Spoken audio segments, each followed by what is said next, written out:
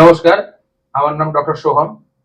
আগের ভিডিওতে আপনাদের সাথে আমার কথা হয়েছে রিগার্ডিং ইনস্ট্রুমেন্ট দাঁতের মধ্যে যেগুলো ইউজ করা হয় সেগুলো কিভাবে পরিষ্কার করা হয়। আজকের টপিক হলো যে রুট ক্যানাল ট্রিটমেন্ট করার পর তার গ্যারান্টি কতদিন, বা রুট ক্যানাল ট্রিটমেন্ট করার পরে সেই দাঁতটি কতদিন থাকবে, কতদিন চলবে, এবং একটা আইডিয়া যে একটা রুট ক্যানাল ট্রিটমেন্ট করা দাঁত কতদিন চলতে পারে। তো প্রথমেই বলি যে রুট ক্যানাল ট্রিটমেন্ট একটা চিকিৎসার মধ্যে পড়ে, এবং একটা চিকিৎসার এভাবে গ্যারান্টি দেওয়া বা ওয়ারেন্টি দেওয়া কোনোটাই পসিবল নয়। একটা রুট ক্যানাল ট্রিটমেন্ট যখন আপনি কোনো ডাক্তারের কাছে করাবেন, একটা ট্রিটমেন্টের অনেকগুলো পার্ট থাকে, এবং ঠিক একইভাবে রুট ক্যানাল ট্রিটমেন্টেরও অনেকগুলো পার্ট আছে।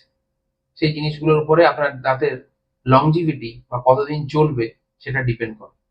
যার মধ্যে প্রথমেই হলো দাঁতের মধ্যে ক্ষতস্থান কতটা, কতটা অংশ জুড়ে আপনার দাঁতটা হয়েছে, এবং দ্বিতীয় হলো যে একটা রুট ক্যানাল ট্রিটমেন্ট করার সময় সেই দাঁতের মধ্যে যে চ্যানেলগুলো থাকে, যেগুলোর মধ্যে থেকে ইনফেকশনটা বের করে ক্লিন করে আবার ফিডিং করা হয়, সেই চ্যানেলগুলো প্রপারলি পাওয়া যাচ্ছে কিনা, কোনো ডিফিকাল্টি হচ্ছে কিনা, কোথাও কোনো চ্যানেল পাওয়া গেলেও সেই চ্যানেলের মধ্যে কোনো পাথর জমে আছে কিনা, যে পাথরটাকে পুরোটা সরানো যাচ্ছে কিনা, এবং চ্যানেলের নিচ পর্যন্ত পুরোটা পৌঁছানো যাচ্ছে।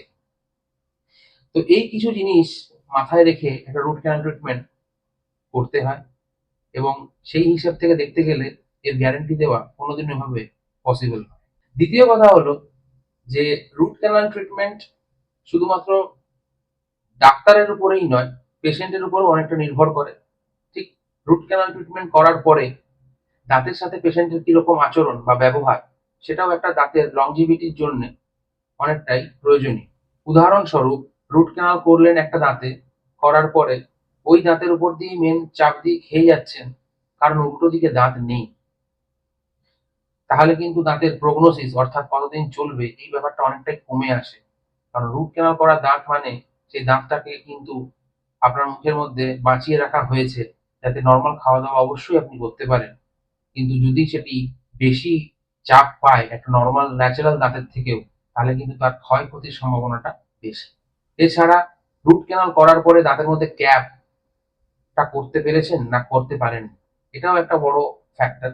কারণ দাঁতের উপরে ক্যাপ করার পরে আপনার কিন্তু দাঁতের চাপ নেওয়ার ক্ষমতাটা অনেকটাই বেড়ে যায়। তাই রুট ক্যানাল করার পরে ক্যাপটা প্রপারলি হয়েছে না ক্যাপটা হয়নি, সেটাও একটা বড় ফ্যাক্টর। তো এই সমস্ত অনেকগুলো জিনিস থাকে যেগুলো